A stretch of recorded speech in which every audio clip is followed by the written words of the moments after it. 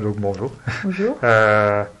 Donc c'était pour l'enquête sur le vote des expatriés européens. Tout d'abord, je remercie vous d'accorder du temps. Et aussi, je vais un peu vous résumer, enfin, vous faire un topo de ce qui va être abordé. Donc, premièrement, je vais un peu aborder la question de la trajectoire, enfin, le mouvement de l'expatrié, donc un peu petite, euh, comment je fais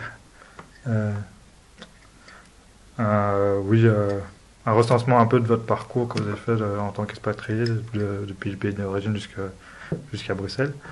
Puis il y aura une question forte sur l'intégration à Bruxelles et les réseaux sociaux, enfin, vos réseaux sociaux. Et la dernière, c'est sur le point de vue politique, donc un peu la question quand même importante. D'accord. Et donc on va commencer par la trajectoire. Donc premièrement, si vous pouvez me raconter votre arrivée à Bruxelles et les raisons de votre présence à Bruxelles. Mhm. Donc en fait, je suis arrivée à Bruxelles en 2007. Mhm. Il faut savoir que quand on s'expatrie pour diverses raisons personnelles Mhm. ou professionnelles. Donc au final, c'était un petit peu les deux, puisque c'était donc mon partenaire qui était à Paris et Mhm. qui avait trouvé un emploi à Bruxelles. Et donc avant de m'expatrier, j'ai quand même attendu 2 ans euh, pour connaître un petit peu comment est la vie en Belgique, Mhm. parce que je viens de Paris et c'est vrai qu'on n'a pas toujours une perception assez positive de la Belgique quand on est Mhm. française. Et donc ça m'a pris 2 ans de faire des allers-retours et finalement donc j'ai postulé pour un emploi dans une Mhm. boîte informatique et donc j'ai décidé une fois ayant obtenu l'emploi comme une Mhm. sécurité de venir m'installer Ok. en Belgique.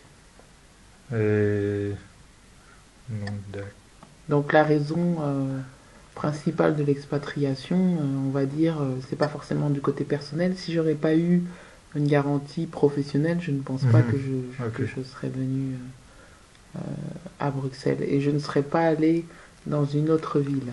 Mhm. J'aurais pas choisi Anvers ni Louvain. Ok. Voilà. Il y a peut-être une raison à choisir vraiment Bruxelles. Oui, parce que c'est vraiment la capitale de l'Europe et on se Mhm. dit que si on change de pays et qu'on va en Belgique, vaut mieux aller dans l'endroit le plus Mhm. central, le plus connu. On aura Ok. plus de facilité pour s'intégrer, administrative et que ce genre de Mhm. choses. D'emblée, on pense Bruxelles. Ok. Et vous aviez pas de famille qui était déjà en Belgique? Non, aucune. Ok. Euh, et donc, est-ce que vous pensez, vu que ça avait quand même depuis 2007 que vous êtes en Belgique, pensez à prendre la nationalité ou garder J'y ai jamais pensé. Mhm. D'accord. J'y ai jamais pensé parce que comme tous les expatriés, on se dit toujours qu'on reste pour 6 mois ou un an, Mhm. voire un ou deux, et on se retrouve tous, je pense que dans les interviews, vous allez voir qu'on se retrouve tous dans la même spirale, on est là depuis 5 ans, voire 10 ans, Mhm.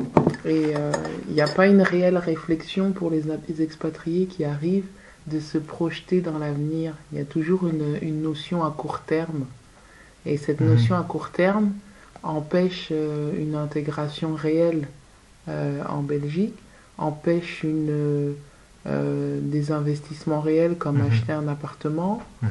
ou empêche l'investissement d'apprendre la langue parce qu'on se dit qu'on va jamais rester longtemps. Mhm. Ça empêche énormément de choses parce qu'on se dit au départ qu'on va pas rester longtemps en X temps pour payer 900 euros de loyer. Si j'avais pris les décisions depuis le début, j'aurais quand même certainement remboursé une bonne partie d'un prêt. Mhm. Et donc c'est aussi un peu enfin, selon vous, c'est donc aussi euh, donc là, cette incertitude de rester, donc de faire une mouvance un peu. Exactement. Ok. Mm. Et euh, Oui, de votre profession exacte, donc c'était dans une boîte informatique. Ouais. Et quelle est cette entreprise, enfin le nom? Ah oui, donc en fait, j'ai travaillé pour plusieurs sociétés. Donc j'ai travaillé en arrivant pour Devoteam, qui est une boîte d'informatique, Mhm, donc ICT, qui fait principalement du consulting pour les sociétés mhm, dans l'intégration de leur plateforme informatique. Donc j'étais là pour faire beaucoup d'analyse de données, de gestion de documents, analyse des processus. Donc ça c'était à Bruxelles, à la rue Royale. Ensuite j'ai rebossé pour une boîte mais qui était en dehors de Bruxelles, à Louvain-la-Neuve. Pour mhm. moi c'était vraiment loin. Ouais. Donc c'est une société qui s'appelait IBA, donc de Biotechnology. C'est une société américaine. Devoteam, c'est une société française. Je me sentais à l'aise, donc Mhm, voilà. Euh, IBA, donc c'est une société américaine qui fabrique des cyclotrons, des rhodotrons, ce genre d'engins qui permettent de détecter les cancers mhm, qui sont placés dans les hôpitaux et les centres de recherche mhm, sur des projets de ce genre. Et ensuite, j'ai bossé pour une autre société qui s'appelle MCE. C'est une boîte de management mhm, qui s'occupe de la formation des cadres supérieurs d'entreprise, euh, qui forment le top management. mhm, Donc voilà, donc c'est vrai que je vais pas dire en peu de temps, mais j'ai changé quand même plusieurs fois mhm, de boulot et j'ai eu encore d'autres opportunités mhm. de, de travail. Et souvent les expats changent de Beaucoup. boulot beaucoup, oui, Ouais. pour faire jouer la compétition. Mhm. Oui. Et enfin, c'est quand même impressionnant comme. Enfin, j'ai rarement. Enfin, personnellement, moi, j'ai jamais rencontré quelqu'un qui a fait quand même pas mal de boîtes et en 5 ans environ. Oui, maintenant Et... je travaille encore pour une nouvelle boîte Ah ouais. voilà, une nouvelle société qui est elle aussi basée à Anvers et qui fait aussi du IT et tout ce qui est ticketing comme pour les concerts, Mhm, réservation en mhm, ligne.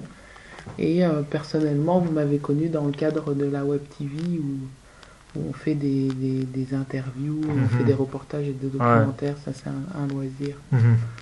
Et si je peux vous demander aussi quel est votre parcours scolaire et universitaire? Oui, donc j'ai commencé des études de droit. Mhm, Ensuite, j'ai fait l'école notariale de Paris, euh, que j'ai vite arrêté parce que j'avais pas réussi à me placer dans une étude. Et parallèlement à mes études, donc je faisais un travail dans un centre de documentation mhm, pour les étudiants. Et comme j'ai capitalisé du temps à temps partiel tout le long de mes études, il y avait un processus en France qui s'appelle la validation des acquis professionnels. C'est-à-dire que quand on a travaillé dans un certain secteur, on mhm. peut passer devant un jury et obtenir le diplôme. Ah ouais. Donc je me suis dit, autant en profiter. Donc j'ai en plus qu'à valider ce diplôme donc, de gestion des documents, un peu Mhm, comme documentaliste hein, dans le public. Puis après j'en ai eu marre, je me suis dit pourquoi documentaliste dans le public, j'ai envie de faire ça dans le privé parce que ça rapporte plus d'argent. mhm, Et donc j'ai été à l'IRTD à Rouen comme une école de commerce et donc j'ai encore validé un diplôme en gestion électronique de documents. mhm, Et de la gestion électronique de documents, comme c'est beaucoup de manipulation de data, j'ai un peu terminé dans le secteur IT au final. Donc c'est un parcours assez atypique et... Oh, pardon, excusez-moi. non, non, c'est bon. Donc c'est un parcours assez atypique et... Je suis vraiment désolé. Voilà. Yep. C'est un parcours assez Mhm, atypique qui fait que à partir d'un certain moment, je vais pas dire qu'on sait tout faire, mais on sait, par exemple, un chef d'entreprise sait faire un business plan, il sait faire du marketing, des sales, des mhm. finances, il doit être capable de tout faire en fait. Ouais, d'être un peu Voilà, d'être polyvalent. polyvalent dans Mhm. une fonction. Donc c'est maintenant j'ai une Ok. fonction de management au sein de la société où je suis. Mhm. Et donc vous avez fait votre étude en France et vous avez fait peut-être des échanges durant vos études, donc des Erasmus ou... Non, du tout. Non. Non, Ok. aucunement. D'accord. Ouais. D'accord. Mhm. On va passer bah, à l'intégration justement dans la ville et aux réseaux sociaux. Si vous pouvez me parler des activités que vous pratiquez de manière régulière et avec qui vous les pratiquez aussi, c'est général, donc c'est pas spécifique. Et, euh, et où vous les pratiquez à Bruxelles. D'accord. En fait, il faut savoir quand on arrive à Bruxelles et qu'on arrive en tant qu'expatrié, il y a deux catégories de personnes. Il y a celles qui essayent de s'intégrer directement à la vie locale Mhm. et il y a celles qui restent dans le réseau Mhm. d'expat.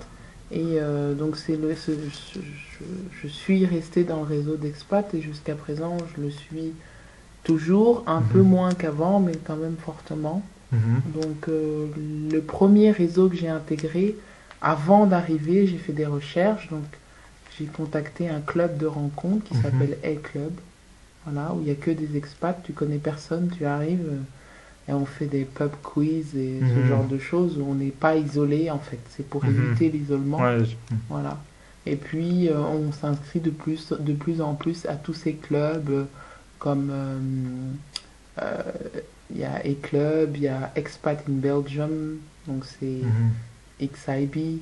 Et puis on écoute des radios comme Radio X, les radios pour les expats, Mhm. etc. Donc on va le plus souvent à la place Luxe ou au Mirano, Mhm. dans les endroits où on rencontre beaucoup d'expats.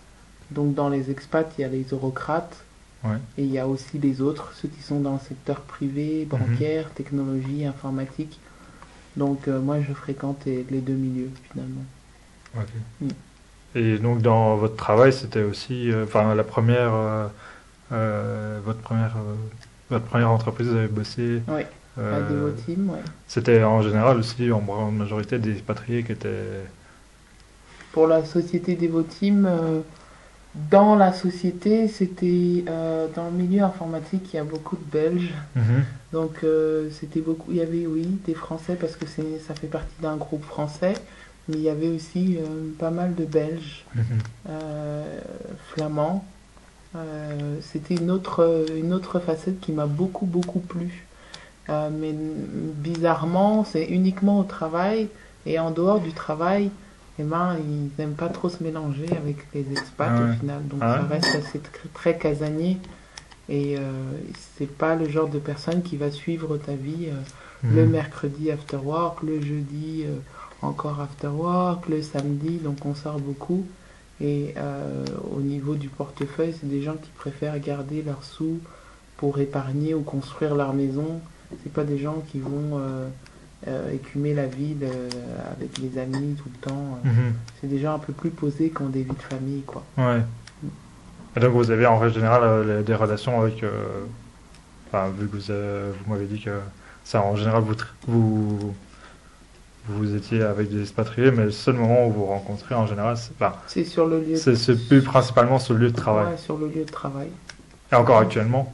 Ouais, encore actuellement. Sur le lieu de travail, après le travail, mais pour rapidement dans les environs, de temps Mhm. en temps, ou les fêtes de fin d'année, ou les fêtes, des choses un peu des événements ponctuels, mais très difficilement capable de nouer des amitiés à long Mhm. terme. C'est très bizarre.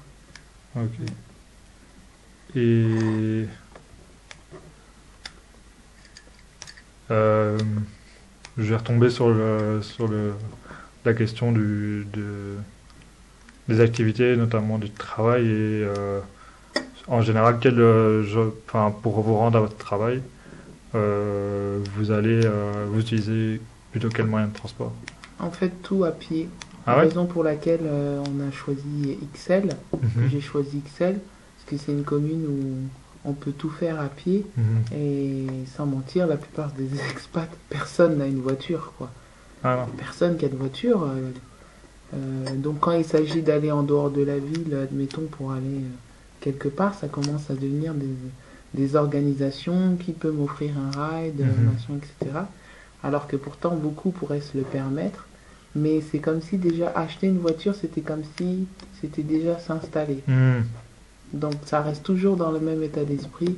Oh non, je vais pas m'encombrer d'une voiture, et puis qu'est-ce que je vais en faire? Et puis il faut un garage, et puis l'idéal c'est d'avoir une maison avec un garage. Donc c'est toujours dans le même état d'esprit de pas faire des Éviter engagements, l'installement. voilà, l'installement, etc. Donc à pied, à vélo, beaucoup à vélo, ou des bus, ou le train, etc. Ouais, la mobilité chez les expats, c'est ça. Mm. Plutôt transport en commun Plutôt transport en ou commun, à pied ou vélo. Mm.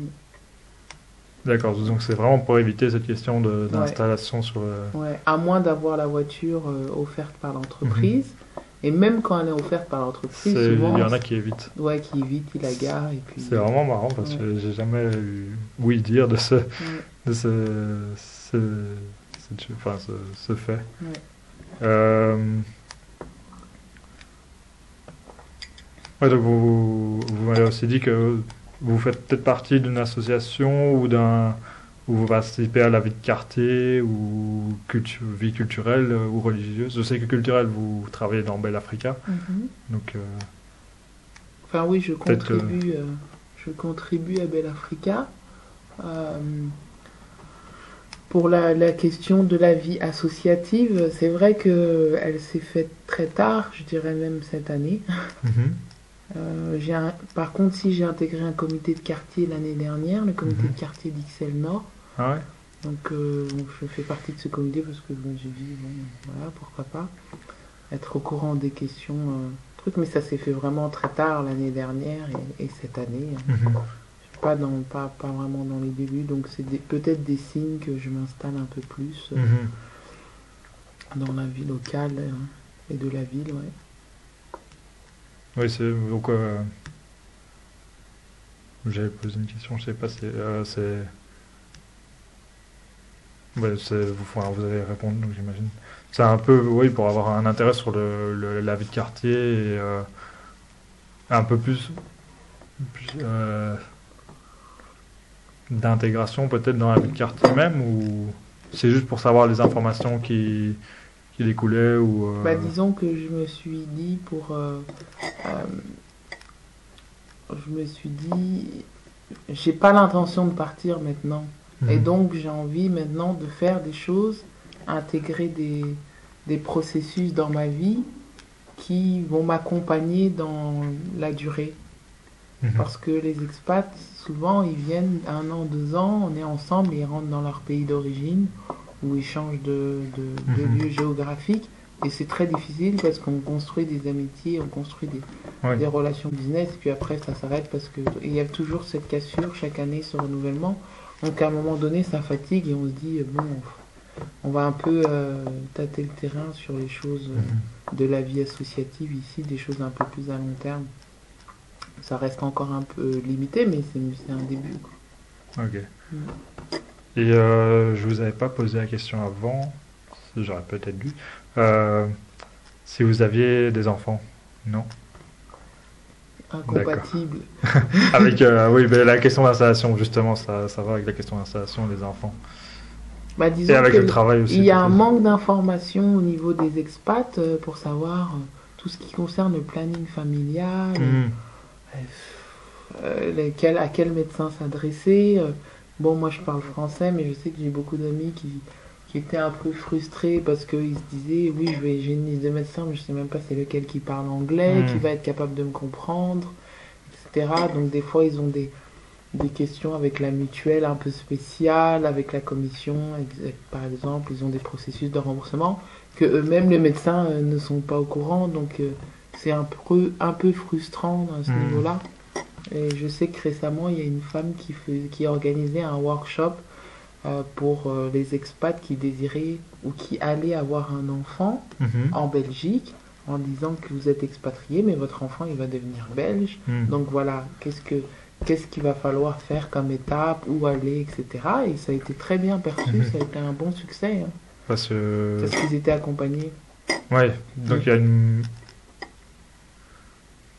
euh, euh, donc la manière dont vous percevez la qualité de transmission d'informations des administrations belges sont un peu négatives quand même. Bah, D'après disons ce, enfin, que au moins si dans chaque service il y avait bon, français, néerlandais et mhm, anglais, vraiment ce genre de structure intégrée dans chacune des administrations, Je pense que ça aiderait énormément de gens. Mhm. Je sais pas comment ils font ceux qui parlent pas français. Et il y en a quantité, parce que Ah moi, ouais. dans mes amis, il y en a qui sont même là depuis 10 ans, qui parlent même pas français.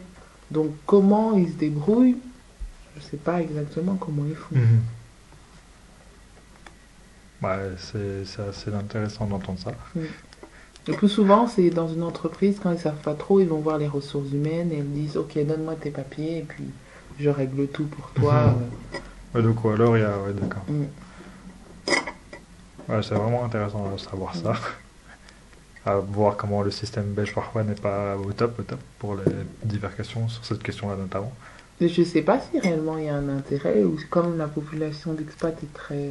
C'est trop peu, est-ce que ça vaut la Ah, il y peine en a de... trop peu. Enfin, je veux dire, est-ce que ça vaut la peine de dégager des budgets pour ça ou est-ce qu'ils estiment que les gens devraient parler la langue et puis...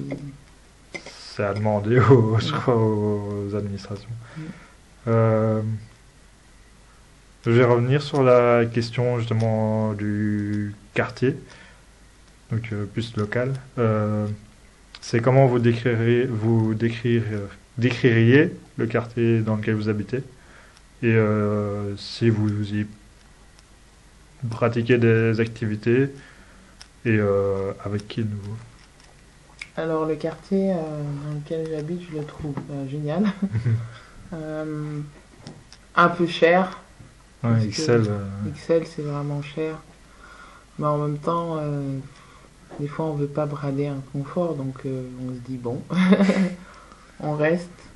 Les activités de quartier, euh, j'en ai fait très récemment, encore une fois cette année. Mhm. Je pense que quand on reste là au bout de 5 ans, on commence à peu près au bout de la 5e année à regarder un petit peu. Ah, il y a une dame qui fait un atelier dans la rue où elle Mhm. commence à vous dire bonjour au bout de 5 ans.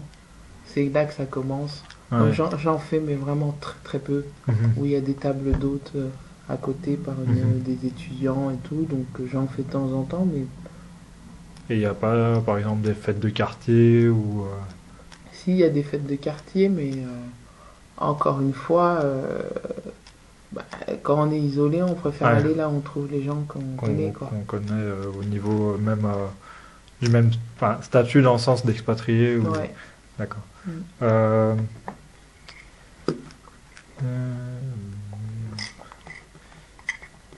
Ah, il y avait une question en plus. Ah oui, c'est comment vous en êtes arrivé au choix enfin, de XL. Il y avait une particularité de cette commune qui vous a peut-être plu ou vous avez dit pour le point de vue du lieu au niveau par rapport à... C'est une commune où tout est accessible. Ça vous... Enfin, Non, tout. du tout, en fait, Ah, c'était enfin, par juste conseil de mes frères qui ont regardé sur une carte et qui se sont documentés sur la Belgique mhm, et ils m'ont dit écoute, si tu habites en Belgique, donc déjà c'est Bruxelles d'emblée, et tu évites toutes les communes qui s'appellent Eck, qui se terminent en Eck. Je dis, qu'est-ce que c'est? Oui, oui, oui, regarde. Anderlecht, tu vois, il me dit quand ça sonne comme ça, ou Molenbeek et tout, ou Schaerbeek, tu les évites ces communes, quoi. il y avait une raison. Bah, ils se sont renseignés, apparemment, et pour eux, c'était des communes qui avaient mauvaise réputation, Mhm, ou qui n'étaient pas top, top, top. Et puis, donc, j'ai pris ma carte, j'ai vu, ok, Jette, Uccle, c'était à peu près dans le même coin, donc j'ai compris que sur cette aile-là, c'était peut-être les quartiers les meilleurs. Et après, j'ai fait XL, et puis j'ai trouvé que ça sonnait bien. mhm. Puis j'ai regardé qu'est-ce qu'il y avait dans les alentours, et forcément, c'est proche des institutions, etc. Donc je me suis Aussi. dit, ça ne pouvait être que, euh, un- en tout cas, un quartier qu'ils allaient forcément développer. Et donc c'est pour ça que je l'ai choisi. Et le fait que ce soit, enfin, connaissant aussi XL, vu que j'y ai vécu, dans le coin aussi, à un moment donné. Le côté Matongué aussi, ça a été peut-être un Bah non, parce que je savais pas du bout de tout. deux. Ah non. Non. Mais ça a été vraiment une surprise quand vous êtes Ouais, je suis arrivé. arrivée parce que moi je suis arrivée donc par le Louis, c'est juste en bas de la rue. Et puis après en me promenant et tout, donc je remonte et puis je me dis ah c'est marrant, ça commence à changer, etc. Et puis après, je m'enfonce un peu plus, etc. Et puis là, j'ai découvert le quartier africain. Et donc pour moi, c'est génial parce que Mhm. je suis vraiment, j'ai la tranquillité d'un côté. Puis quand je veux chercher l'animation et les Mhm. produits locaux, donc c'est bien. Quoique je me suis jamais réellement mêlé à la communauté Non. africaine, non. Pour faire mes courses simplement, mais Mhm. pas. Ok. Euh,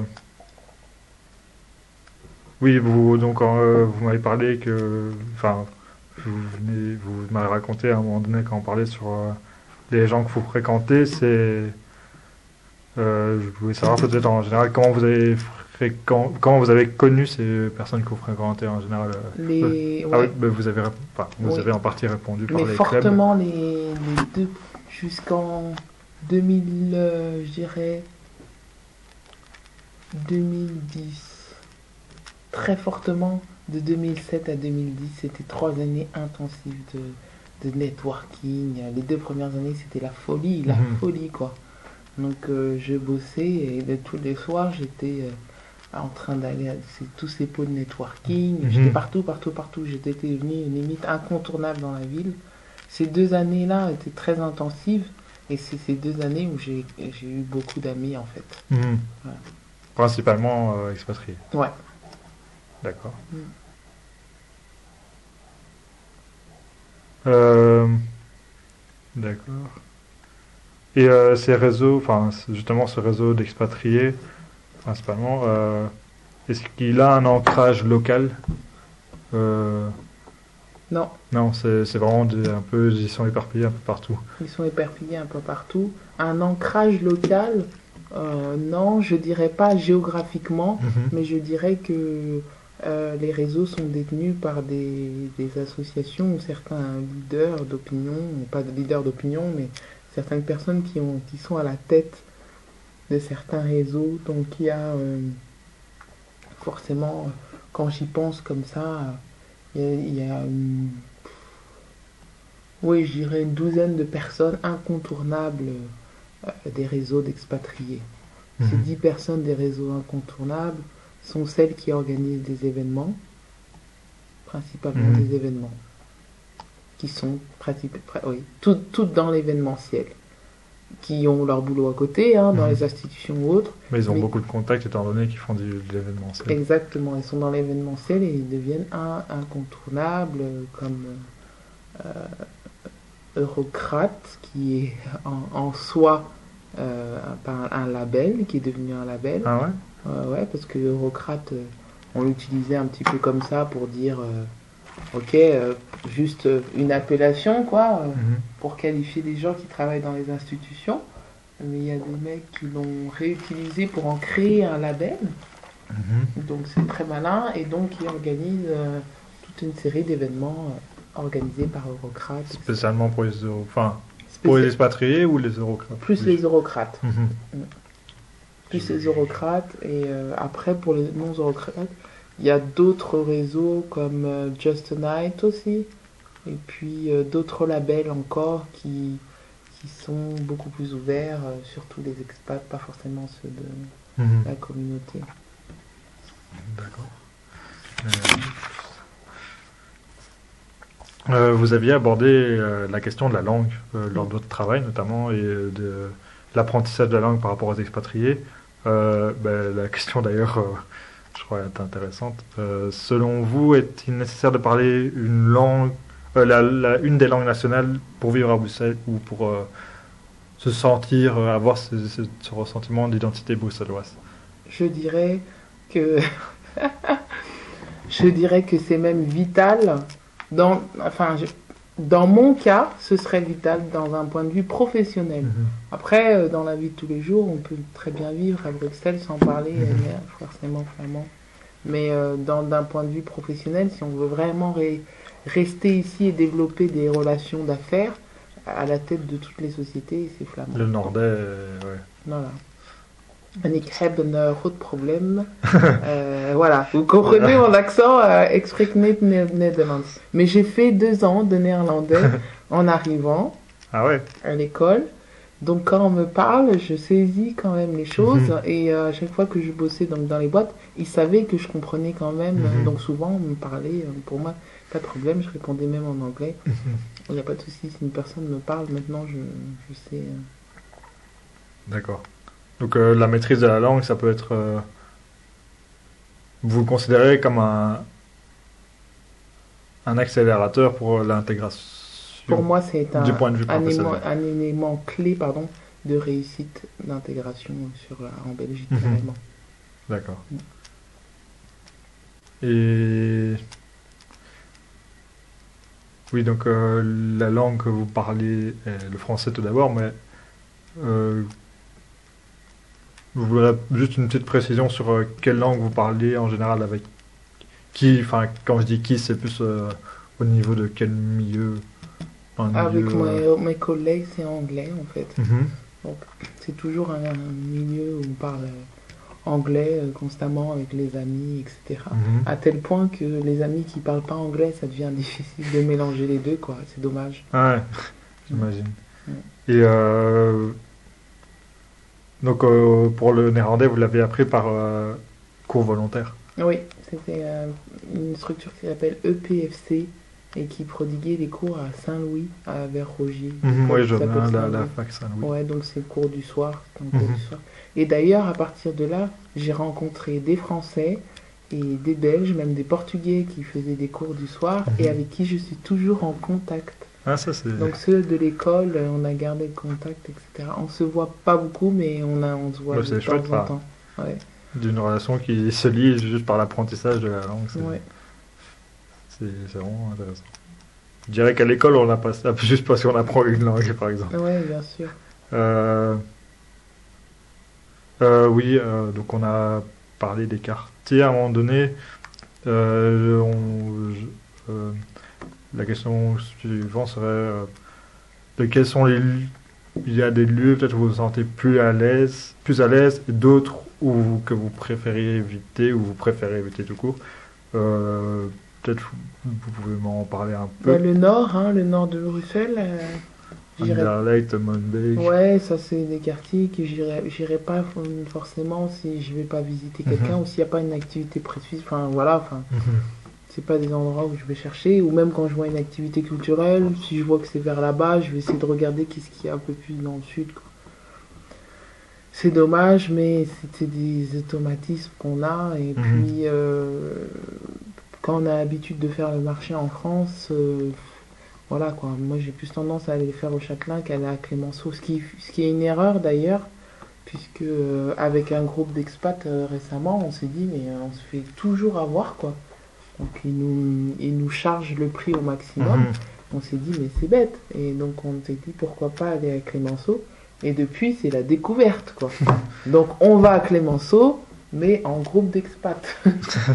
Et il y a peut-être... ça a découvert juste pour au niveau prix ou aussi Au niveau pour prix, ouais, carrément. ou pour la relation aussi de l'atmosphère du marché Bah, l'atmosphère du marché, oui aussi. Bon, au niveau prix d'abord, et puis l'atmosphère du marché, ouais, c'est carrément un autre monde en fait. Mhm, On a l'impression de vivre. Il y avait un article comme ça dans le The Bulletin, le magazine, qui disait que les expats vivaient dans une bulle ils appelaient ça Euroland, un peu comme Disneyland. mhm, Et c'est vraiment une bulle. C'est une bulle où on pense qu'on est, pas moi, mais ils se croient supérieurs à la catégorie de la classe moyenne, mhm, genre à toujours aller à Bubbles Champagne Party, mhm, genre soirée Dior et compagnie, etc. Être un peu dans une sphère où ils ne sont pas en contact avec la réalité ou les réalités du quotidien. mhm, Parce qu'il faut savoir que quand même les salaires sont élevés pour certaines personnes mhm. et ils peuvent se permettre un niveau de vie eh Qui bien, dépasse qui ça. dépasse la moyenne et il y a vraiment, je pense qu'à ce niveau-là, il y aurait vraiment quelque chose à faire comme programme pour essayer de mélanger les expats et la population locale pour les confronter Mhm, euh, à une réalité autre du terrain et il y en a beaucoup qui seraient réceptifs de ça. mhm. Il y a pas que des orgueilleux, il y a des gens qui aimeraient réellement quoi. Ouais. c'est une vision intéressante aussi parce Oui. que je savais que les eurocrates en général restaient avec eux du quartier Luxembourg etc. Mais je savais pas que c'était au point que ça crée une bulle avec une certaine perception d'être eurocrate. Bah, disons qu'il y a une étiquette. La première quelque chose qu'on va te demander, c'est qu'est-ce que tu fais dans la vie. C'est la Mhm, première question. Donc tu vas dans des groupes un peu élitistes. mhm. Une fois, j'ai sorti que j'étais chômeuse et que d'ailleurs j'étais en galère et que s'il n'y avait pas quelqu'un qui pouvait me prêter 50 balles, je peux dire qu'on m'a regardé Avec des grands yeux. avec des grands yeux. D'un coup, j'étais plus intéressante, quoi. Et j'étais Ah, avec mon copain qui me dit, mais pourquoi tu fais ça? Et je lui dis, mais c'est juste pour tester aussi la réaction des gens. c'est une approche C'était intéressante. une approche intéressante. Il y en a un qui dit, mais c'est n'importe quoi, les marketing exécutifs. Enfin bon, bref.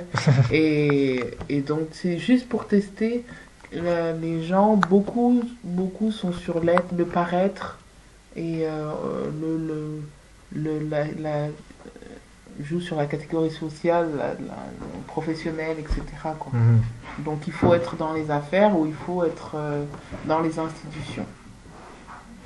Tout le D'accord. reste, que tu sois infirmière ou aide-soignante ou que tu sois dans les médias Mhm. infographiste ou web designer, chanteur, musicien, on va te regarder avec des yeux de mer en fruits en disant ok, c'est comme ça. Ah ouais. Ouais. J'avais vraiment pas eu un avis qui allait de. Enfin, j'ai jamais eu entendu beaucoup d'avis, mais j'aurais jamais pensé non plus. Mm. Ce Et ma serait- particularité, moi, dans le réseau d'expat, c'est que souvent, j'amène des personnes d'un univers différent. Les expats ne sont pas habitués à rencontrer des gens, par exemple, qui posent dans la télévision, Mhm. producteurs de films, tout ça. C'est un univers qui est complètement différent. Donc quand j'ai l'opportunité d'organiser des soirées et que je Mhm. mélange ces gens, bah, ils se découvrent et ils trouvent Mhm. ça hyper intéressant. Et, et comme je disais, ils sont pas tous comme ça. Il y en a qui ont soif de découvrir d'autres choses. Mm. Mhm. Ok. Euh, on a un moment abordé les institutions bruxelloises. Euh, si vous pouvez un peu me décrire, donc comment s'est passé le premier contact avec ces institutions, que ce soit administratif ou de transport en commun, ou enfin vraiment vos premiers contacts, et comment vous avez été accueilli par la population bruxelloise, si on peut amener ça Bah, comme ça. c'est au niveau de l'enregistrement, par exemple, à la commune, qui est une des seules choses. Mhm. J'ai trouvé ça hyper rapide, simple. On demande les papiers principaux, tac tac, on prend, je sais pas, je pense qu'il y avait une participation à donner pour avoir sa carte, etc. Mhm. Et puis on reçoit, ou on doit venir la retirer, mais on reçoit pas de papier de suivi. Mhm. On reçoit pas.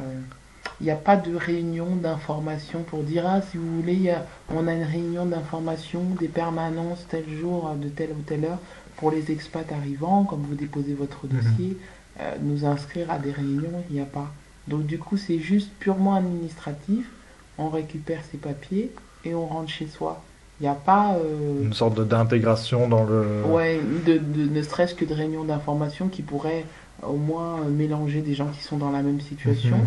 ou créer une sorte d'environnement ou de groupe où ah toi t'as fait comme ça oui ok mais tu étais sur telle commune ah oui moi j'ai été reçu par un tel c'était très bien elle m'a dit de faire comme ça qui Mhm. permettent un échange non c'est on s'enregistre on récupère ses papiers et puis c'est tout et après on doit y retourner quand la Mhm. carte va expirer et puis c'est toujours C'est une sorte d'abandon à se gérer soi-même et à se débrouiller à se débrouiller un peu. au moins s'il y avait un leaflet ou une brochure d'information ou Mhm. quelque chose parce que les gens n'ont peut-être pas forcément le temps, au moins s'il y avait quelque chose pour aiguiller les gens, notamment avec les élections, qu'au moment de l'inscription, qu'on donne des informations sur Mhm. la commune, qui est le bourgmestre, Mhm. ou dire, par exemple, moi je ne savais pas que c'est le bourgmestre, c'était l'équivalent du maire, enfin, Mhm. qu'est-ce que c'est un échevin quand on arrive en France, et je sais Ouais. quoi ces appellations, et donc du coup de dire, voilà, c'est ça, ça correspond à ça, si vous venez de région francophone, ou si vous venez d'Allemagne ou des pays du Nord, c'est ce genre de personne dans l'administration correspond à un tel. Ce genre de similitude qui permet de trucs, sinon Mhm. tu comprends rien. Jusqu'à présent, je me demande à quoi servent les échevins et les machins. Enfin, non, maintenant je sais, mais. Mhm. Les Enfin, premiers moments, vous ouais. savez pas. Ouais. Ouais. D'accord. Mais d'ailleurs, on va rediscuter de cette question de la politique locale. Mhm. Mais avant, enfin, vous avez beaucoup, en tout cas, vous avez vous êtes expatrié, donc ça fait peut-être, ça a pu créer de nombreuses attaches. Bah, d'ailleurs, vous l'avez exprimé, même à Bruxelles, si vous avez de nombreuses attaches. En général, comment les gérez-vous? Oui. S'il y a une mauvaise compréhension, je pourrais donner un peu plus d'explications peut-être sur comment les gérez-vous, mais Comment je gère mes attaches dans le sens de l'entretien, ouais, cet entretien des relations avec vos différents contacts. Ah, sur les réseaux sociaux principalement. Donc Facebook. Ouais, ouais, ouais. Le mode de communication est principalement. On s'appelle quasiment jamais. Mhm, C'est beaucoup plus par les réseaux sociaux, par les événements, les invitations des événements, participe, etc. Et puis on sait qu'on va quelque part et qu'on va forcément rencontrer quelqu'un qu'on connaît. mhm, Mais on va pas se dire ah coucou, ça te dirait d'aller avec moi, machin. mhm. Non, on y va vraiment tout seul. Et puis s'il y a quelqu'un qu'on connaît, c'est bien. Tant mieux. Et s'il n'y a pas quelqu'un qu'on connaît, ben on fait connaissance. Donc il y a vraiment un truc où les gens se sentent très libres. Mhm, Mm. d'accord. Et alors est-ce que vous vous sentez peut-être appartenir à Bruxelles Euh, après 5 ans? oui, oui, j'aime bien, ouais, carrément. Ouais. Et est-ce Peut-être que pas à Bruxelles, mais plus à à Ixelles. XMM, Ouais, pas à la région, mais vraiment ouais. à la commune. À la commune où je suis. Mhm, Ouais. Et là où ça devient intéressant en tant qu'expat, c'est vraiment être proche de la commune, de participer à des choses qui sont de la commune, ah, parce que après le reste, franchement, mhm. Ah, c'est normal, enfin, je crois que ouais. c'est normal. Au niveau régional, on s'intéresse pas trop à la politique au niveau régional, mais Mhm. quand ça devient local, là, ça nous intéresse. Ouais, parce que c'est là où vous avez construit un peu votre Ouais. vie en tant qu'expatrié. Donc, Donc, euh, au final, si vous voyez bien, c'est très égocentrique, très tourné sur sa personne. mhm, Ouais, au niveau régional, ok, ça m'intéresse pas réellement. Ah, par contre, si c'est local et que ça me touche directement moi dans mon quotidien, là, ça m'intéresse. Et c'est souvent ouais, ce je genre. crois que c'est compréhensible Ouais, aussi. ouais. Mais bon, quand on se projette et qu'on aime le pays et qu'on veut vraiment changer les choses et faire bouger les choses, on pense aussi à un niveau Un beaucoup intérêt plus qui va monter au régional et au national. exactement et au national. Et comme les expats ont toujours ce truc de proximité à court terme et orienté sur la Mhm. personne, donc forcément ils vont pas Il y a aller. moins d'intérêt Ouais. à aller Et puis vers surtout le parce qu'ils supra. comprennent pas non plus. Ouais, non, mais c'est le système belge aussi, on va en discuter, Ouais. je vais l'aborder aussi. Mm. Donc, euh, donc vous vous sentez XLoise plus que bruxelloise. Ouais, c'est tout à fait ça en plus. Parce que Euh, quand on me demande où j'habite, je dis souvent XL. et bon, vous traînez, enfin, je vais réaborder le côté expatrié. Euh, vous avez plus un réseau qui se trouve au sein des expatriés. Donc, la question suivante, ce serait est-ce que vous vous sentez un peu vous vous sentez vous étranger à Bruxelles ou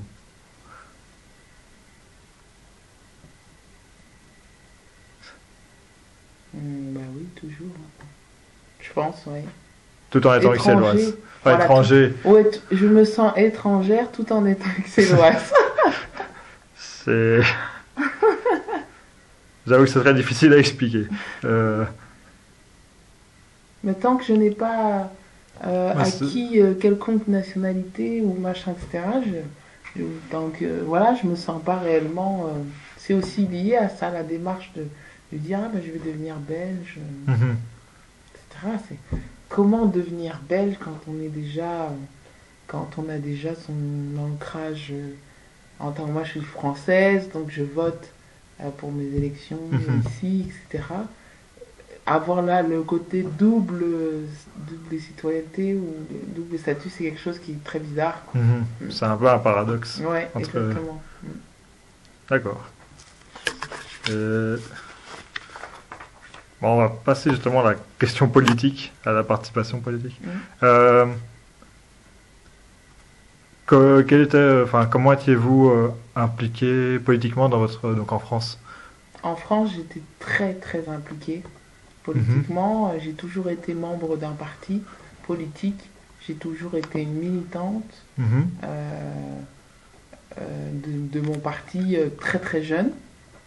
Et donc du coup, c'est vrai que quand on s'expatrie, il y a une césure et on ne suit plus.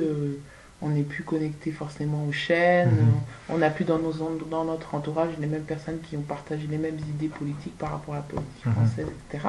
On est avec des étrangers, donc du coup tout ça, ça se disloque au fur et à mesure. Et donc cet engagement s'effrite un peu. Ouais, s'effrite, on reste dans l'âme, mais il n'y a plus les actions qui vont avec, donc ça reste assez superficiel et théorique, quoi.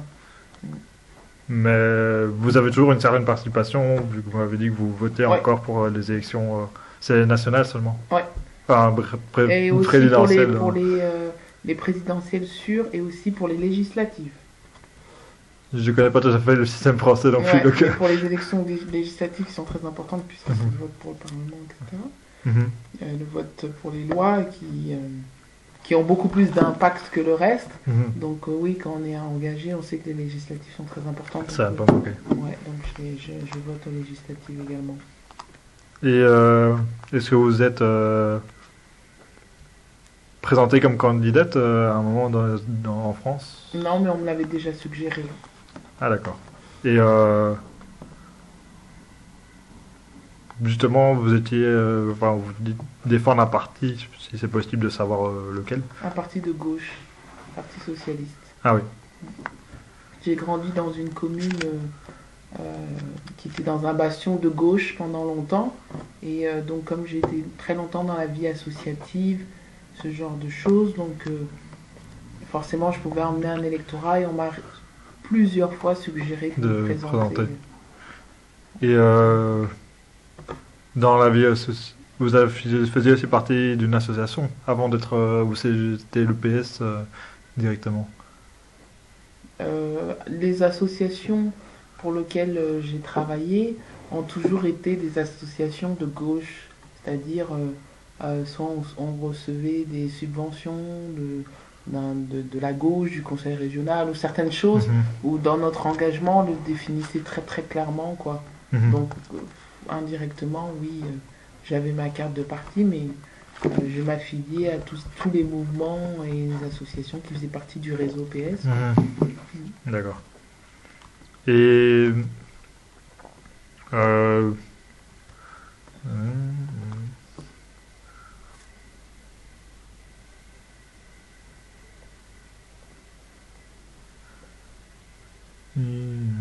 est-ce que vous parlez encore de... Enfin, je crois que vous m'avez répondu que vous suivez beaucoup moins qu'auparavant, quand vous étiez en France.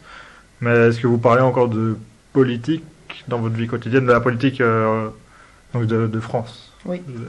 Encore, ok. Ouais, parce que dans les expats, j'ai beaucoup d'amis français aussi, quoi.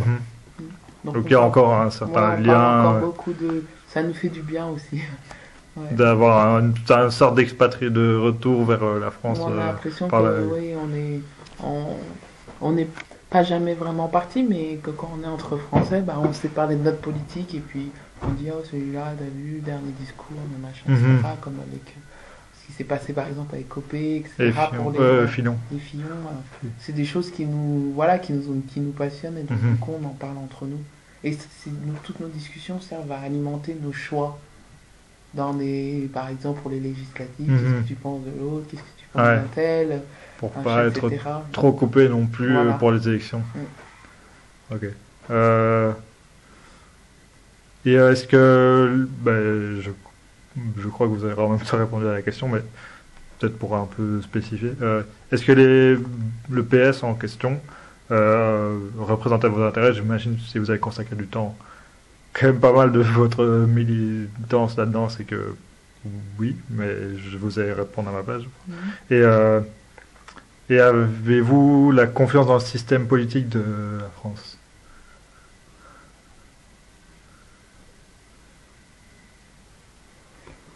Disons que les opinions politiques changent en fonction de l'individu, de ce que nous on est, de ce qu'on devient dans le temps. Mhm. Et quand on est très fortement impliqué dans la vie associative, ce genre de choses dans le Parti socialiste, on le fait au départ avec beaucoup de cœur, beaucoup de sentiments, Mhm. beaucoup de volontariat, etc. Jusqu'à temps qu'on grandit, qu'on mûrit, qu'on apprenne on en apprenne plus sur les mécanismes par exemple, de subvention des partis, les mécanismes financiers, etc. Mhm. Et on ouvre un peu plus les yeux sur certaines choses. Et donc moi, évolué maintenant j'évolue dans le milieu des affaires et j'ai beaucoup plus une vue économique, une vue sur les marchés, une vue Mhm. sur le marché du travail, de l'emploi, etc., du pouvoir d'achat, ce genre de choses qui font que maintenant je regarde la politique sous un autre angle Mhm. et je me dis, mais attends, c'est pas possible promettre des choses à des gens qui sont comme ça, crédules, une catégorie de la population qui ne comprend pas forcément la Mhm. politique C'est ça. et qui est défavorisée ou qui veut pas travailler jusqu'à cet âge-là ou qui sont touchés par le chômage, etc., qui ont des difficultés, quand on leur brandit ça sous le nez, oui, ils vont dire oui, oui, oui, je vote pour toi. Et quand toi, tu as une vision beaucoup plus pragmatique du marché, de l'économie, tu te dis mais c'est pas possible, ce qu'il promet là, ça va nous plomber. Donc, ne serait-ce que les 38 heures de travail, les 35 heures en France, ça a été une décision qui nous a plombé, qui nous a plombé sur le marché du travail, quoi. Mhm. Mais à l'époque, je le voyais pas de cette façon-là. Ouais, on le voit différemment. Voilà, et donc quand on évolue, on change et qu'on rentre plus dans des systèmes financiers, etc., où la notion du capital est importante, etc., les Mhm. investisseurs et tout, on comprend mieux la relation entre les médias, les entreprises, ce genre de choses. Et ouais, effectivement, on se façonne et on change aussi, quoi. Donc, il y a beaucoup d'hypocrisie, beaucoup d'utopie. euh, Notamment, moi, c'est la question pour la coopération pour le Nord et le Sud Mhm. qui m'affecte particulièrement et euh, comment dire, c'est un sujet qui me tient à cœur. Quand on dit il vaut mieux apprendre à quelqu'un à pêcher plutôt que de lui donner du poisson, Mhm. et ben c'est réellement ça. Et c'est ça qu'on voit dans le curseur en partant de la gauche pour moi vers la droite. Mhm. Donc être plus dans un système libéral, permettre aux gens d'être indépendants, d'être acteurs de leur propre vie, de prendre leur vie en main. Euh, voilà, moi je trouve qu'une mesure en Belgique par exemple qui a été d'octroyer le permis de conduire à certaines personnes qui sont chômeuses et qui cherchent un emploi dans une certaine catégorie de travail, Mhm. si tu es commercial et que tu n'as pas ton permis de conduire, je trouve que ça devient nécessaire et que c'est une bonne initiative de le donner sous certaines conditions, pas à tout le monde, sinon on va se retrouver. Mais je trouve que déjà dans l'idée, c'est rendre la personne autonome dans la recherche de son emploi et que si elle trouve quelque chose avec une voiture de fonction, qu'elle soit capable d'y aller, quoi, qu'elle ait plus de chance. C'est Mhm. ce genre de choses que je favorise et j'ai réellement beaucoup changé entre avant et maintenant. Maintenant. Ouais. Bah, c'est un parcours assez intéressant et une vision aussi. Mm. Euh, Maintenant, bon, j'ai parlé au niveau du pays, de la politique au niveau du pays d'origine, enfin de la France. Euh, j'ai plus abordé maintenant celle de là où vous êtes expatrié. Mhm. Donc, si vous êtes intéressé et ou impliqué politiquement à Bruxelles, mais là, je vais plus aborder XL vu que Ouais. c'est votre point d'ancrage. L'implication politique, elle ne s'est pas faite avant, c'était uniquement cette année, Mhm. dans le sens où les enjeux de ces élections communales ont sont plus importants parce qu'il y a les élections régionales. Mhm. Donc au niveau de... On a senti qu'au niveau de ces élections en 2012, d'un coup, on sentait qu'il y avait vraiment une campagne, alors que les années précédentes, je le savais, mais ça Sans m'avait pas plus. marqué. Donc on a senti vraiment cette année, je sais pas, c'était beaucoup plus Mhm. important. Et puis il y avait aussi dans les médias tous ces jeux avec les spots, les clips, les Mhm. candidats Ouais, qui se faisaient ouais. marquer par leur originalité. Donc il y a eu un côté de compétitif qui n'est pas d'habitude dans la personnalité belge. Mhm. Et là, c'était tout le monde aller dans des trucs des plus farfelus ou à des bons clips de campagne, Ouais, etc. c'était. Ça a donné une dynamique, c'était comme un feuilleton qu'on n'avait jamais eu avant. Mhm. Donc ça a apporté un peu plus mon regard sur ces campagnes communales. Et puis aussi le fait de savoir que j'avais des amis expatriés qui se présentaient, j'ai Mhm. trouvé la démarche intéressante. Mm. Et c'est également les premières communales que vous suivez, vu que il me Ouais, semble les dernières étaient en 2006, ouais, si je me trompe pas. ouais. Ok. Et est-ce que donc vous avez pas encore eu une participation, ou est-ce que vous avez actuellement une participation à des activités, que ce soit d'un parti ou d'un syndicat ou d'une association ou encore d'une ONG qui est belge ou internationale? Oui, alors, ce qui se passe, c'est que j'ai des engagements politiques qui sont de plus en plus marqués par rapport maintenant à la Belgique. Mais le problème, c'est que comme j'ai aussi des fonctions dans un média, je dois faire très attention à l'opinion que je donne des choses et ça me met, je prendrais trop parti en fait. Donc, par exemple, si on a un journal, ce serait un parti de droite, un parti de gauche. Comme c'est souvent en France. En France, c'est clairement déterminé. En Belgique, je ne sais pas comment ça fonctionne, mais c'est le genre de choses qu'il faut en général éviter. Où je suis dans une phase où je préfère éviter de donner une couleur politique Mhm. à ma personne, parce que sinon je vais être trop orientée. Donc pour les élections communales, effectivement, j'avais mes préférences, mais comme je travaille enfin, je contribue à un média en tant que volontaire, en tant que directrice, comment on dit, honorable. Donc j'ai dit, ok, donc on prend un candidat de chaque parti pour montrer quand même qu'on est impartial. Donc on a choisi un candidat de chaque parti qu'on a voulu mettre en valeur. CDH, on a pris Mhm. Écolo, on a pris PS, on a pris MR, etc. Mhm. Pour Une justement impartialité. l'impartialité. Bon, on les a quand même choisis au sein de chaque, Ouais. qu'on ait encore le droit de choisir, mais on en a quand même pris un. Le média, enfin parce que Mm. je ne comprends pas directement à quel média vous faites allusion. Vous faites allusion À à Bell Bell Africa. Africa, oui. Et on a pris, parce que là, Bell Africa, c'est Bellerie et Africa en flamand. Et on a pris des gens de la diaspora africaine qui se sont engagés politiquement, donc pour chaque parti, donc on en a choisi une. Puis ATF, enfin voilà, il y a Madame la députée Fatoumata Sidibé, Madame Kanko, Olivier Kayomo, etc. Donc on les connaît, ces gens, Mhm. et on a voulu les mettre en lumière. Et il y a d'autres mensuels, des mensuels comme vous connaissez un peu comme Jeune Afrique. Euh, C'est comme des mensuels d'information, c'est possible que j'ai déjà vu. Ça se trouve dans la plus librairie. orientés politique en Ah ouais, ouais, librairie, j'ai déjà vu. qui ont fait dossier spécial Belgique. C'est Ah les oui. gens de notre diaspora qui se présentent le truc. Mhm. Donc voilà, il y a des choses de ce genre qui se font. Donc il y a une implication même, pas seulement en tant que française ou que XLoise, il y a une implication en tant qu'aussi une autre identité un peu nouvelle que vous abordez justement, africaine. Oui, tout à fait. Ça c'est intéressant Mm, aussi. mm. Euh, et est-ce que vous avez demandé pour est-ce que vous suivez au niveau des journaux, enfin est-ce que vous suivez au niveau des journaux ou de la télévision ou enfin tout média existant, la vie politique, je vais dire Bruxelles, mais je sais que vous vous centrez plus sur XL Oui. maintenant peut-être. Mais la vie politique belge, oui, alors un peu Oui, plus en la belge, essayant de comprendre un peu les fonctionnements. ouais, un peu les fonctionnements, mais oui, un peu plus quand même. Mhm. Parce que bon, aussi, travailler dans un média d'information, on doit quand même en connaître un Mhm. minimum. Euh, Beaucoup plus, ouais. Ouais.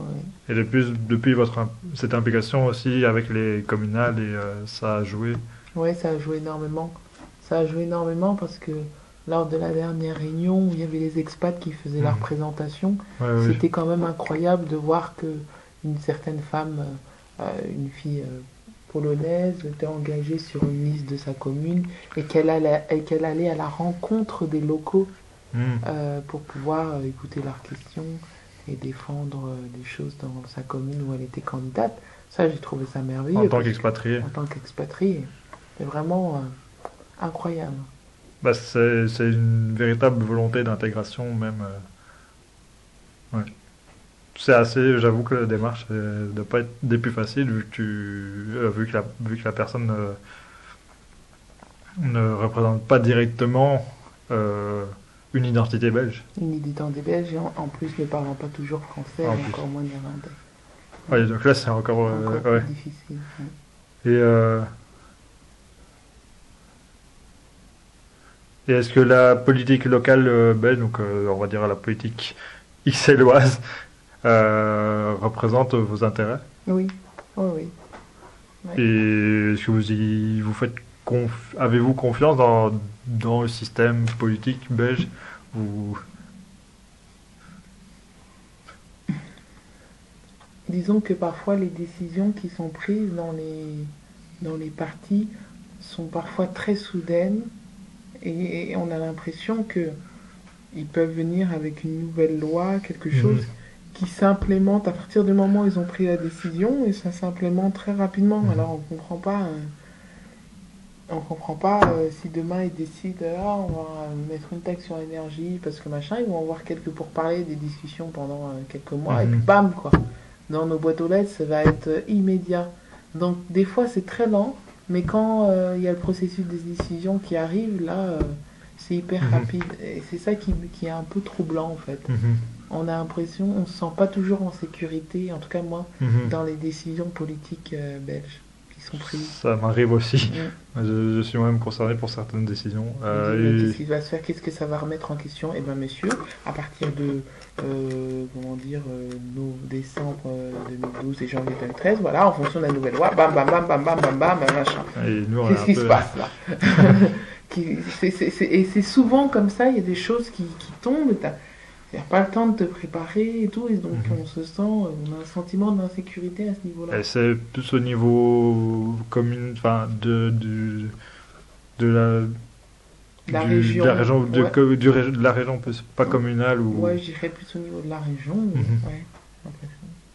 Moi, récemment, c'était communal. Ah ouais, d'accord. Enfin, ah ben non, c'était régional et communal, je sais pas trop. Régional et communal, ouais, c'est J'ai faux, l'impression, c'est bizarre. ben, c'est par rapport au... Enfin, moi, j'ai eu un certain problème parce que je suis aussi militant. Mm.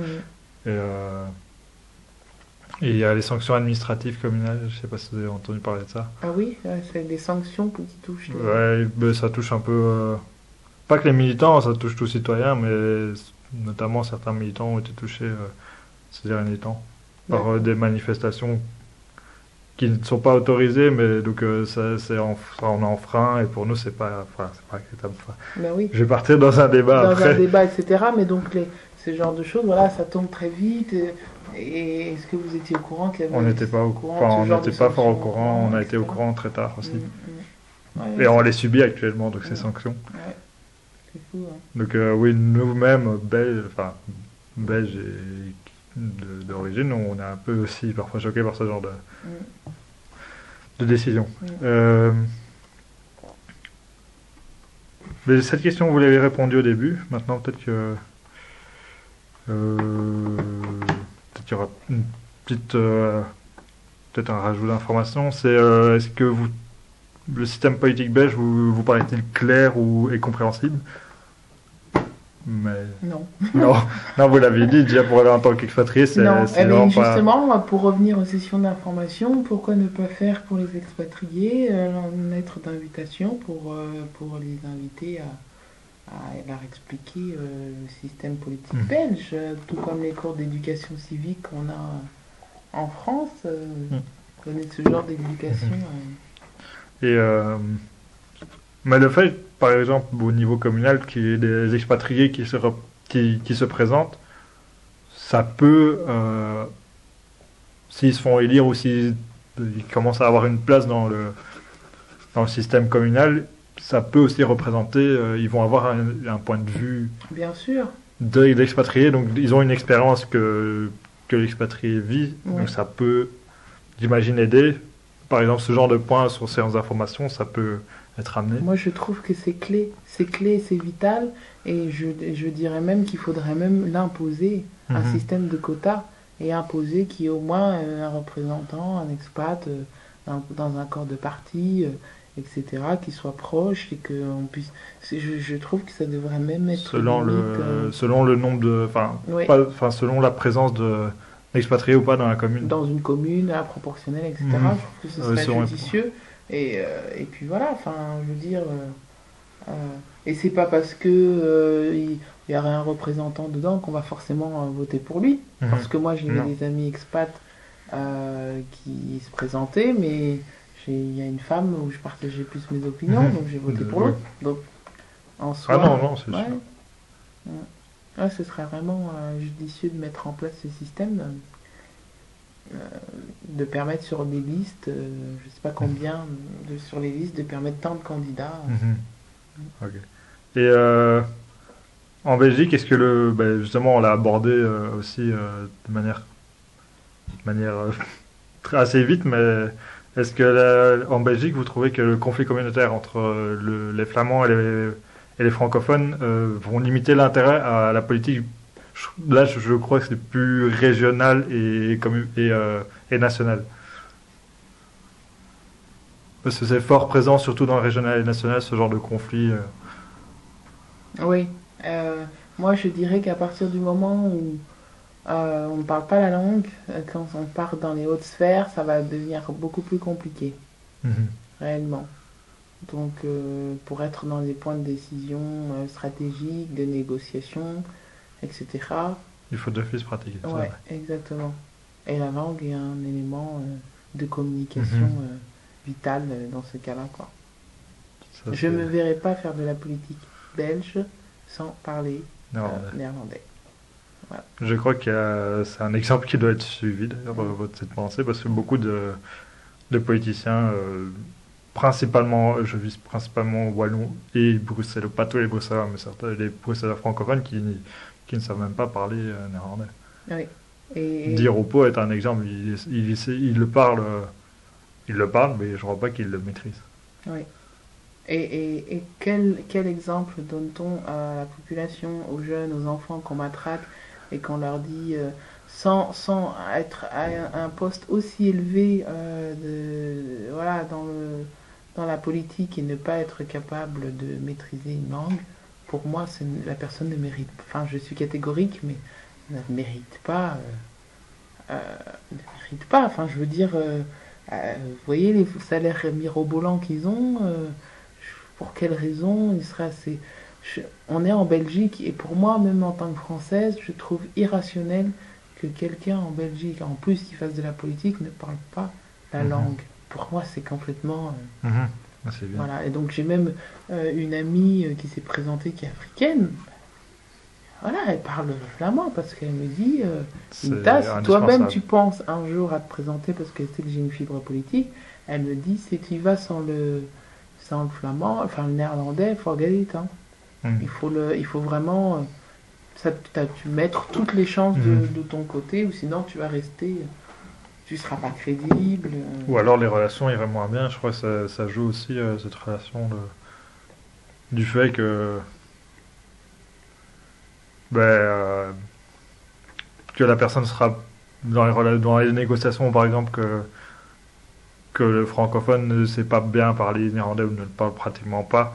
Or, le politicien néerlandophone, lui, va savoir quand même plus parler français. Ça va peut-être aussi, le conflit peut venir de là aussi, Oui, sûrement. ouais, c'est clair. Mais moi, à mon premier boulot, comme je disais, Mhm. quand je suis arrivée, j'ai travaillé avec des néerlandophones. Moi, j'ai pas senti que pour moi, je trouvais que c'était des gens sérieux, très pros. J'ai vraiment eu une belle expérience et jusqu'à présent, j'ai jamais Qu'il n'y eu avait pas de froideur ou non, de au niveau froideur des... quelconque. Bon, bien sûr, quand il faut un petit peu en jouer, quand on a un petit problème avec son PC, ben, on appelle le helpdesk IT, qu'on fait hey, le matin on dit Morgan, ce genre de choses, et Mhm. puis quand on prend le téléphone, on dit I have un problème, on fait un peu des efforts pour sortir quelques mots et Mhm. tout le monde est content. Je pense qu'il faut vraiment Ouais, de montrer qu'il y a aussi montrer un effort, un effort de temps en je temps. crois aussi, Ouais. c'est important. Mm. Euh, et alors, c'est deux dernières questions. Ben, au niveau de justement de la participation aux élections locales, c'est comment vous avez pris connaissance de ce droit à participer? Vu que vous avez expliqué que le système d'information ou de circulation d'information n'était pas super Alors, comment je l'ai dans les communes. reçu? Euh, je l'ai reçu. Ah oui, je l'ai reçu comme je travaille avec un média. Mhm. On a reçu de la part des partis dans notre base de données, comme quoi de dire attention, l'enregistrement pour les expatriés, le vote, enfin le droit de vote des étrangers est toléré dans telle et telle et telle Mhm. condition. Vous pouvez vous inscrire pour votre commune à Jusqu'à partir de telle ouais, date. telle date. Et c'était arrivé de tous les partis. Et donc du coup, Ah, ça on ne pouvait c'est. pas louper Mhm. l'information et nous on a été relais de l'information. Mhm. Mais vous avez pas reçu, par exemple, en tant que citoyenne XLoise, enfin, c'est J'ai parce que reçu, c'est par le lien surtout de votre association de si je loisirs. l'ai reçu aussi. Ah, en tant Ouais, qu'aussi j'ai que. reçu aussi dans la boîte aux lettres. Mais le problème, c'est que quand on reçoit avec tellement de prospectus, on ne fait pas attention. Ah oui, oui, Donc j'imagine. c'était un peu dans l'eau. Et puis après, j'avais vu que je l'avais reçu. Mais je sais pas si ce mode de communication, ce canal par boîte aux lettres est la meilleure façon Mhm. il y avait une brochure, il y avait des choses, mais allez, je pense qu'il faut vraiment faire un contact humain, Mhm. organiser un Des truc, séances d'information ouais, une ou séance, quelque comme chose celle comme qui a ça. été faite pour les expatriés. Exactement. Et après, remettre un leaflet d'information quand Mhm. on part avec Avec quelque plus chose. de. Oui. Voilà, mais à la base, vraiment, Mhm. pas communiquer à travers les médias classiques, télévision, radio, etc., journal, faire des annonces dans la presse des Mhm. expatriés, parce que les expatriés ont aussi Mhm. des, des blogs, des sites Mhm. web, etc., passer par ces canaux-là et dire, ah, réunion Oui, d'information, c'est les premiers concernés. voilà, les premiers concernés, autant aller par les outils de communication qui leur sont propres Mhm. pour les toucher. Ok. Euh, et quel sens, selon vous, quel sens donnez-vous au droit d'être électeur et aussi candidat à des élections communales? Je trouve que c'est respecter la personne qui vient dans le pays, qui fait Mhm. des efforts d'intégration. Je trouve ça très respectueux de nous donner Une place. une place, un droit de parole. Mm. Et non, cette question a été abordée. Euh, alors, la dernière question, c'est qu'est-ce qui vous a motivé à vous inscrire ou ne à vous inscrire, vu que vous êtes inscrite. Qu'est-ce qui m'a motivé? Quel a été vraiment ouais. Bah, d'avoir mon mot à dire, en fait. D'avoir mon mot à dire. Qu'est-ce qui m'a motivé? Qu'est-ce qui m'a motivé réellement à le faire? Oui, parce qu'il y aurait un sentiment de culpabilité si je ne l'avais pas fait. Et puis aussi, qu'est-ce qui m'a motivé? C'est que j'ai un peu mieux compris la politique locale, en fait. J'ai un peu Mhm. compris euh, comment les partis fonctionnaient, quels étaient les programmes des uns et des autres. Donc la meilleure compréhension de ce que faisait chaque parti m'a poussé à asseoir un À vote. s'investir. Mm. Et comment, quel, comment qualifieriez-vous les démarches à faire pour s'inscrire? Elles sont simples. Mais il faudrait permettre aussi à une personne de faire une dérogation, une procuration, si elle ne peut pas y aller. Je sais pas, je pense que c'était Ça le cas. existe. Ça En fait, existe. je pense que c'est dès que vous êtes inscrite, il y a possibilité de le faire. Il me semble. D'accord. Ou alors Ok. c'est pour, oui, je pense. Enfin, déjà, si je me trompe pas, dès que vous êtes inscrite pour les autres années, les autres élections suivantes, donc les 6 années après, les autres communales, il me semble. Je suis pas très connaisseur non plus au niveau des expatriés, mais Mais en fait, il faudrait simplifier la démarche et permettre aux gens de s'inscrire électroniquement avec leur ID, parce que maintenant c'est digitalisé, un truc comme ça. Et puis le jour où on se présente, bah, on vérifie notre identité avec notre pièce. Je trouve que ce serait beaucoup plus simple parce que c'est pas toujours évident. et donc ça peut vous la qualifierait en même temps, enfin. Parce que là, j'ai l'impression de pas comprendre. Oui, Vous m'avez dit c'est c'est simple. assez simple, mais ils mais- devraient multiplier les outils, enfin, ils devraient multiplier les moyens pour s'inscrire. Mhm. C'est comme un service client, on dit, ah, vous avez la possibilité de nous écrire par courrier à telle adresse, de nous envoyer un email, un fax à tel Il n'y a numéro. pas assez d'options. Il n'y a pas assez d'options. d'options. Il faut ouvrir les vannes et les canaux de communication vers le même objectif, mais donner plus Vu le nombre aussi de moyens de de communication. communication. C'est trop restrictif et ça contraint les gens, je trouve. Mais là, si je me trompe pas, c'est vous devez aller par vous-même à la commune. Ouais. Pour ça, ouais. Ouais. D'accord. Donc ça peut être une difficulté. Ça peut être une difficulté. D'accord. Et est-ce que cette obligation en question justement d'aller voter quand vous êtes inscrite, est-ce que ça a été un... Non, mais Un frein. je l'ai fait à la dernière minute. Ok. C'est-à-dire que, ah oui, il faut que j'y aille, il faut que j'y aille, il faut que j'y aille. Et puis après, quand je dis mince, c'était le 30, un truc comme ça. Mhm. Mince, mince, mince, mince, mince. Et puis des fois, j'aurais pu le rater de peu, quoi. J'aurais été vraiment occupé à quelque chose d'autre. Je sais même pas, j'aurais eu quelque chose pour me le rappeler, quoi.